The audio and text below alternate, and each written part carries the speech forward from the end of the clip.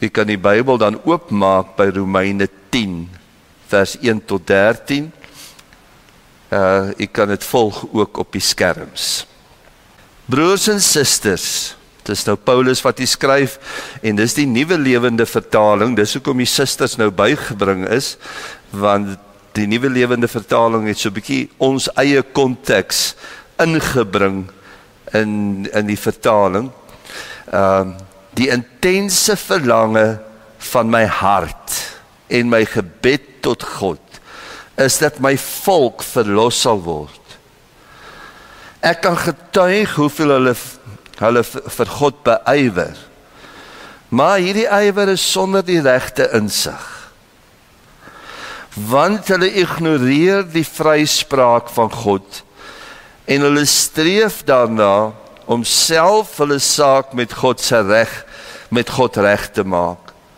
Hulle is nie bereid om God se vryspraak te aanvaar nie. Christus is immers die eindbestemming van die wet, sodat elkeen wat in hom glo, vrygespreek kan word. God se verlossing is daar vir almal. Moses skryf soos volg omtrent die moontlikheid om jou saak met God reg te maak. Wie die vereistes van die wet nakom, sal daardeur lewe. Maar die vryspraak wat 'n mens kry deurdat jy glo, se boodskap is: jy hoef nie in jou hart te wonder wie sal na die hemel opklim. Dit wil sê om Christus na die aarde toe te bring om jou te help. Of wie sal na die plek van die dooies onder die aarde afdaal. Dit wil sê om Christus uit die dood terug te bring nie. Nee, die verlossing wat joune word, deurdat jy glo. En dit is juis hierdie boodskap wat ons verkondig, is sommer hier by jou. Om die waarheid te sê, die skrifwoord lei, die boodskap is hier by jou, op jou lippe en in jou hart. Want as jy met jou mond bely dat Jesus die Here is, en met jou hart glo dat God hom uit die dood opgewek het, sal jy verlos word. Want as ons glo met ons hart, word ons vrygespreek, en as ons met ons mond bely, word ons verlos. Soos die skrif sê, wie in hom glo, sal nie beskaamd staan nie. Inderdaad, dit maak geen verskil of jy 'n Jood of 'n Griek is nie. Ons het almal dieselfde Here en hy deel sy rykdomme uit aan almal wat hom aanroep. Want elkeen wat die naam van die Here aanroep, sal verlos word.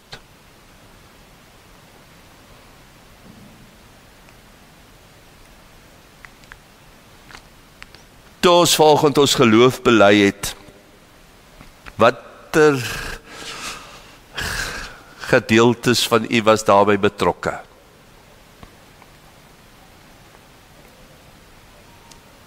Die duidelikste, dit het uit die mond uitgekom. En die mond en die lippe het die woorde gevorm.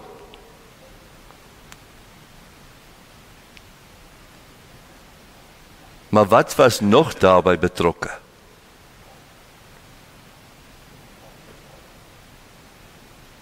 Was jou hart ook daarin? Was jou hart ook daarin? Nou, ek het iemand een keer hoor sê dat dit moontlik is dat jy die hemel met 18 centimeter kan mis. Van die mond na die hart, of van die hart na die mond. As my so 'n metafoor gebruik, dan het dit altyd 'n doel om iets oor te dra, maar daar's altyd ook gebreke. Ons kan dalk liewer 'n ander idioom gebruik wat sê wat die hart van vol is, loop die mond van oor. Dit sal dalk meer te sprake wees. Want dit wat ek wil onderstreep is, en dit wat hierdie gedeelte onderstreep, is dat daar vir jou, soos ek reeds nou alles vir jou gesê het om hierdie boodskap voor te berei, dat alles reeds vir jou gegee is. Ek het na 'n meditasiestukkie geluister van 'n dominee Marie Brits van die Moederkerk in Stellenbosch. En toe sê sy dat elke keer as sy aan Jesus Christus dink, dan kom die beeld by haar op hoe God sy moue oprol en sy hande diep in ons lewens insteek.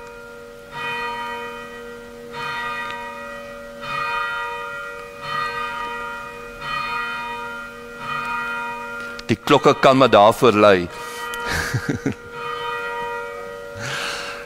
Dat God sy hart diep in ons lewens insteek en vir ons vorm, vir ons nuut maak, vir ons 'n nuwe hart gee. En daarom kan jy vanoggend, wil ek jy ook vra, dat jy self oop sal maak en bewus sal maak van God se hartstaal. Hoe God met jou praat. En ek vra ek julle om min of meer daar waar jy dink jou hart is, probeer om kry, en as jy selfs die klop gaan voel, dan gaan dit nog beter wees. En dan sê jy vir jouself, ja, ek is hier, ek lewe. En God het my raak gesien. God het my raak gesien.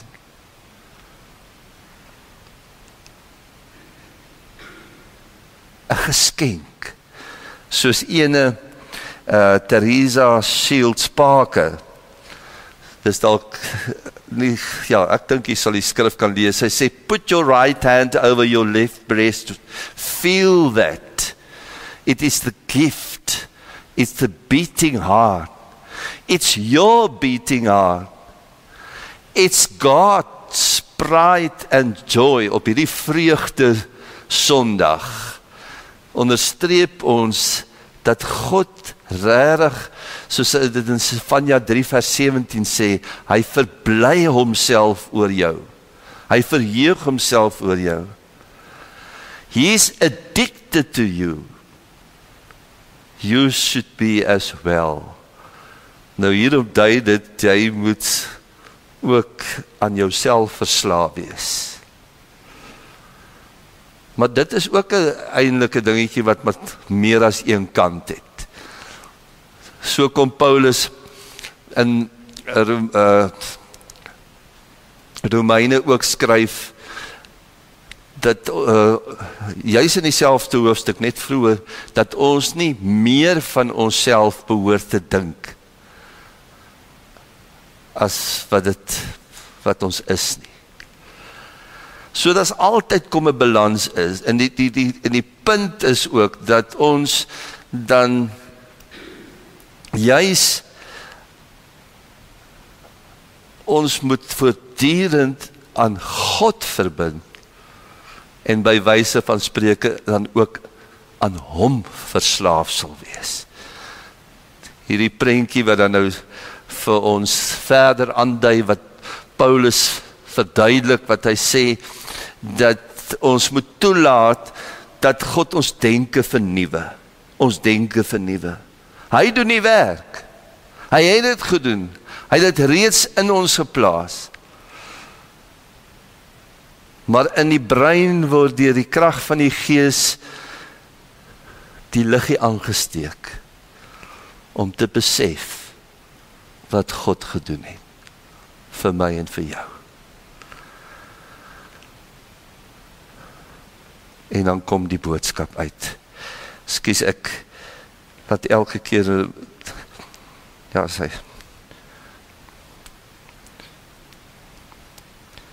nou wil ons net ook so treetjie terugtree, met die volgende skuifie, en so 'n bietjie kyk, hoe lyk Paulus se hart? Dan begin hy hierdie vers met 'n innige begeerte.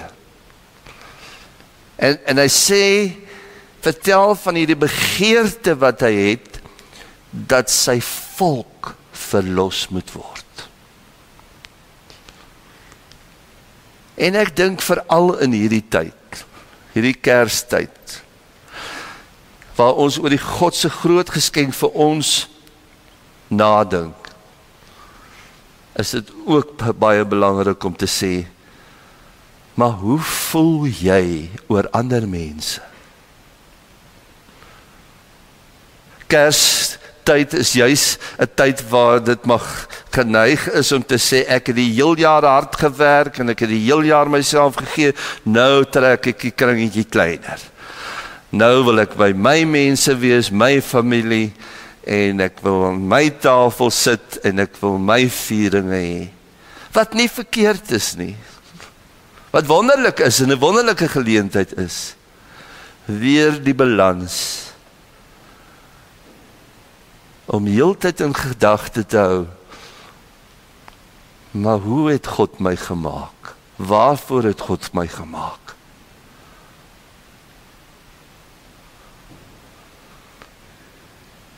En hierdie prentjie foto wat ek gewys het is onlangs op die Kaapse vlaktes geneem, waar die bekende Angus Buchan dan kom optree het. En ja, hy is omstrede, so ek wil nie veel oor hom sê nie, maar die gedagte wat ek uitleik in die illustrasie van die prentjie is net, wat jy ook al van hom sê, jy kom agter daar's iets van, ek moet hierdie boodskap uitkry. Ek moet dit by mense tuis bring. Ek moet mense oproep. En die Here sal met jou uniek werk.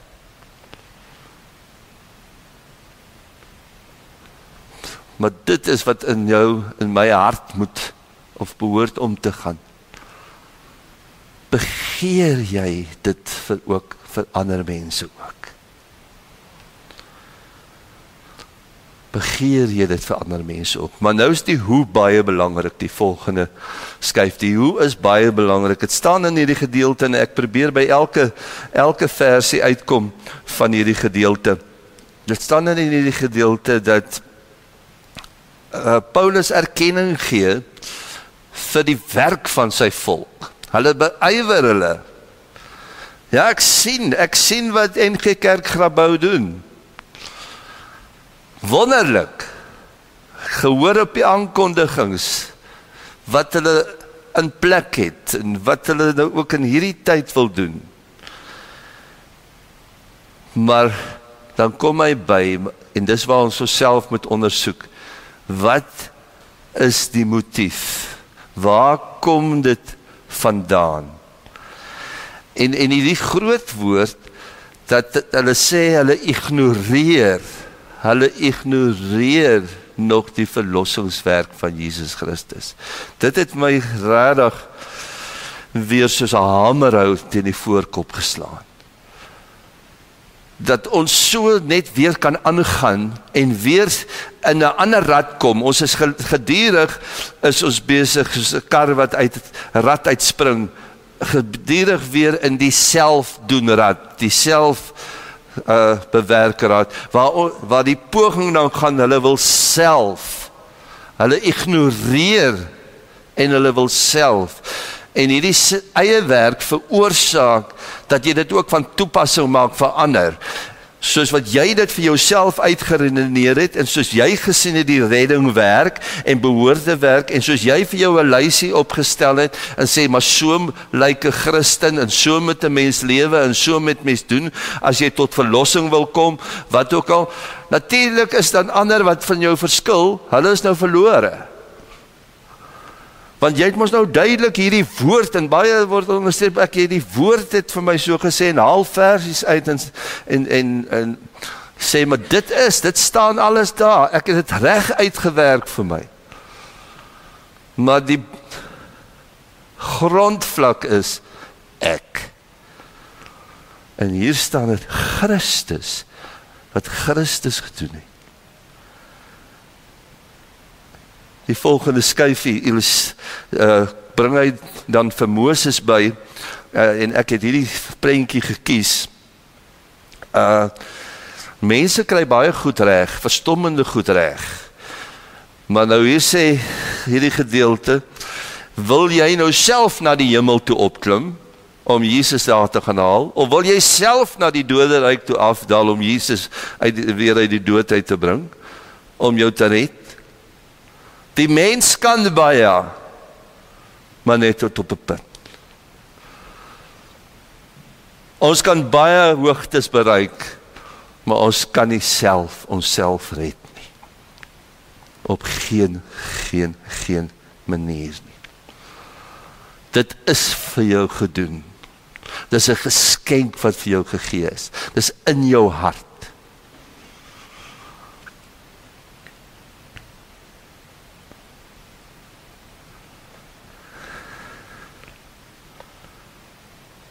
Al wat jy moet doen, gebruik hierdie geskenk.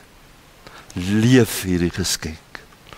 Leef jou verlossing, leef die genade, en kom ons weer dan by die beklemtoning in hierdie gedeelte, dat hierdie boodskap is hier by jou.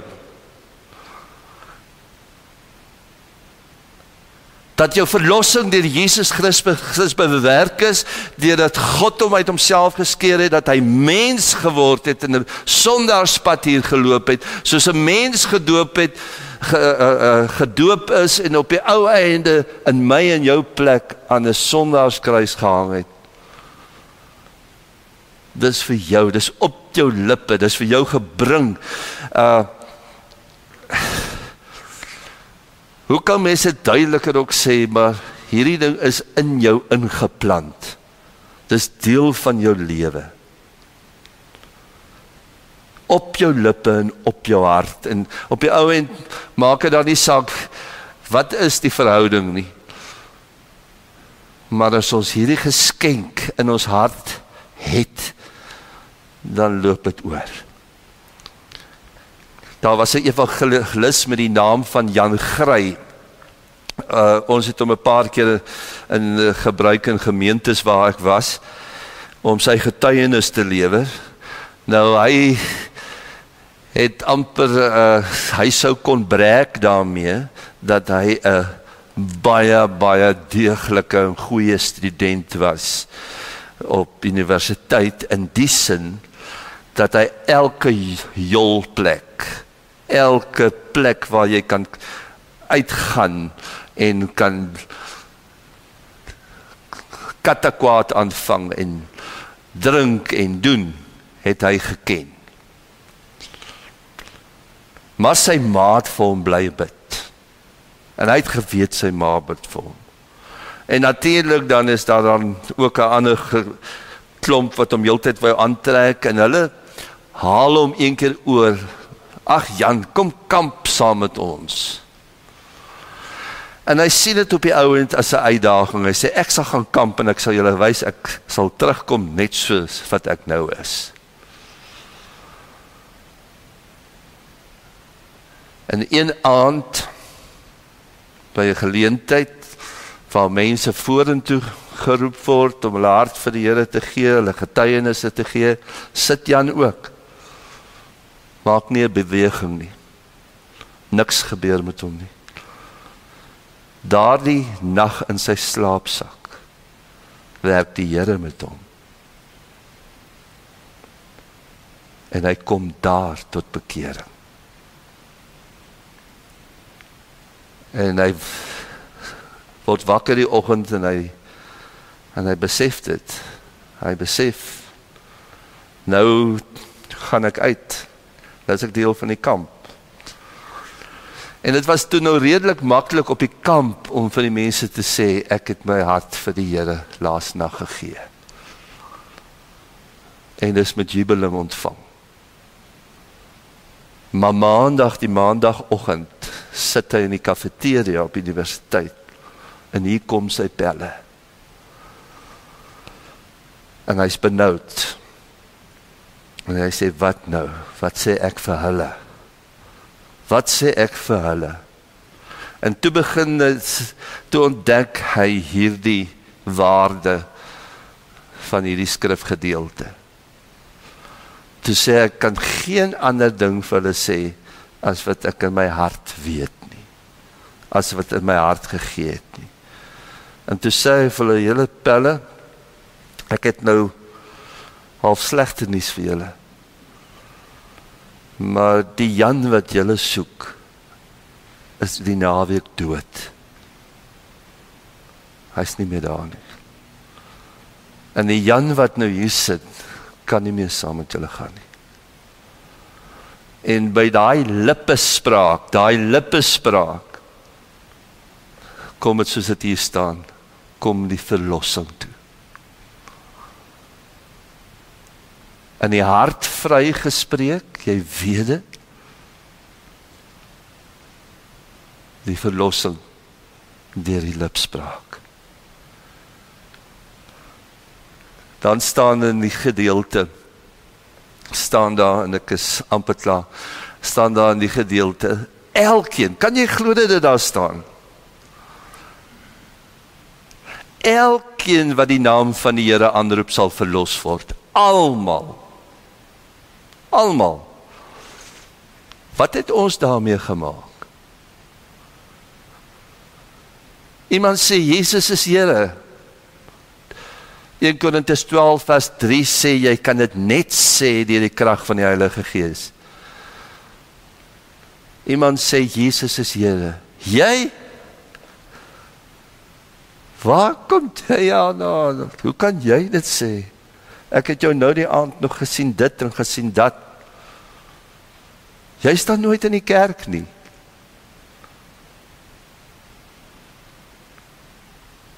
Maar jy staan, as ek reg het, het jy hierdie anderste tipe ding in jou lewe.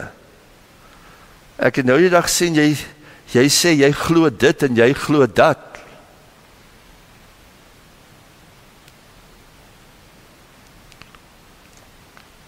Elkeen wat sê, Jesus is Here. En dis nie vir my en jou om te oordeel nie. Dit het Jesus duidelik gesê.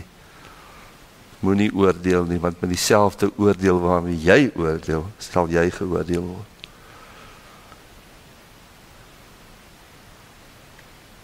En hoekom is dit so moeilik om te sê, welkom my boetie en my sussie, ek glo ook, Jesus is die Here.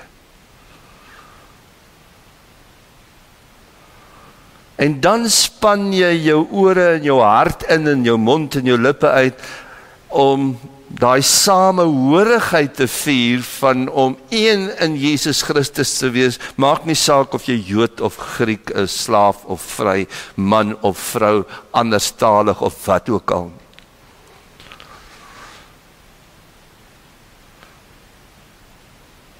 Dis nie vir ons om die verlossingsplan te hê nie, om eiendomsreg daaroor te hê nie.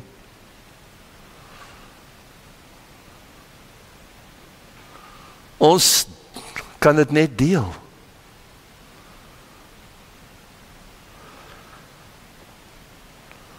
En dit bring 'n hele totale uitspraak oor die manier van lewe saam met mense.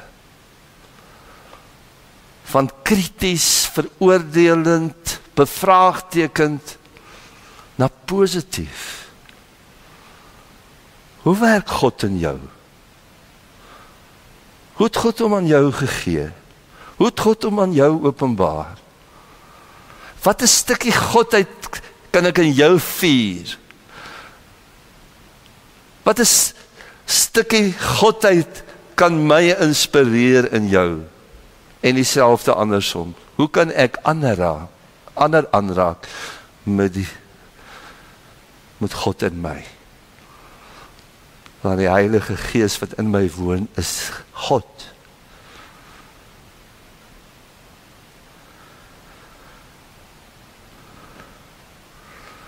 En dit bring vir ons, maak dat Kersfees werklik aanbreek. soos die engele gesing het, vrede op aarde. Vir die mense in wie hy welbehaag het.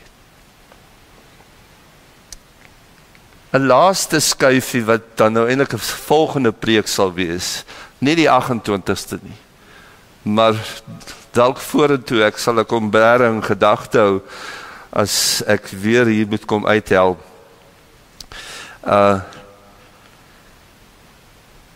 So bietjie wil ek daarin verander.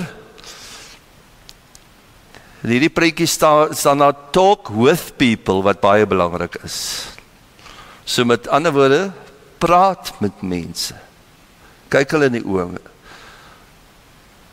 And not at them. Nou dit is ook belangrik, moenie op mense afpraat nie. Moenie te gou kom, maar jy moet so wees nie. Dis hoe jy moet lyk nie. As jy 'n Christen het,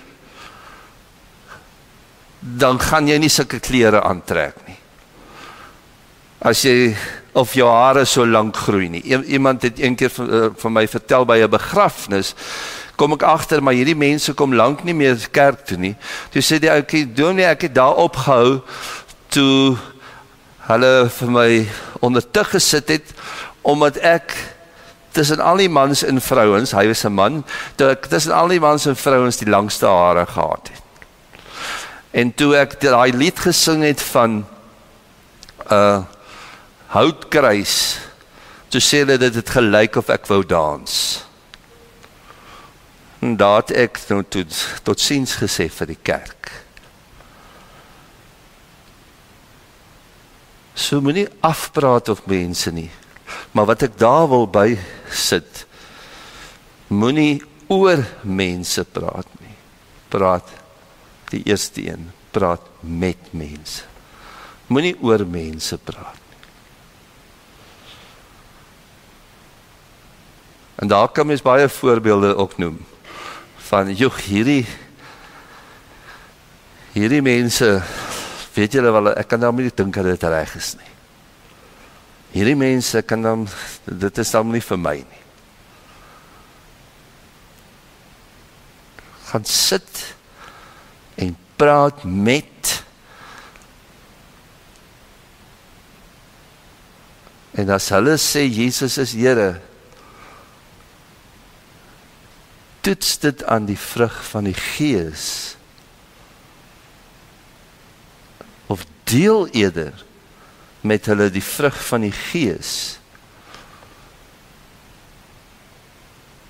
en help mekaar, Galasiërs 6 vers 2 sê, met 'n gees van sagmoedigheid op die pad. Ek nooi uit om nou te staan, en op grond van hierdie woord, dan 'n responsoriese belydenis gebed te doen. So ons gaan saam bid. U sê hardop die gedeeltes wat onderstreep is. Here Jesus Christus, ons wil ons geloof openlik bely. Die woord is naby ons, in ons mond en in ons hart.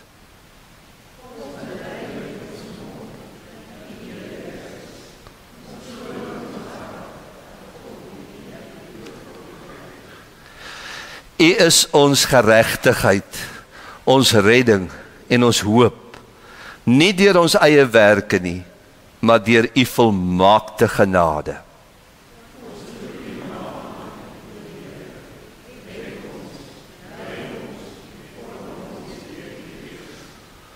U het beloof dat niemand wat in u glo ooit beskaam sal staan nie.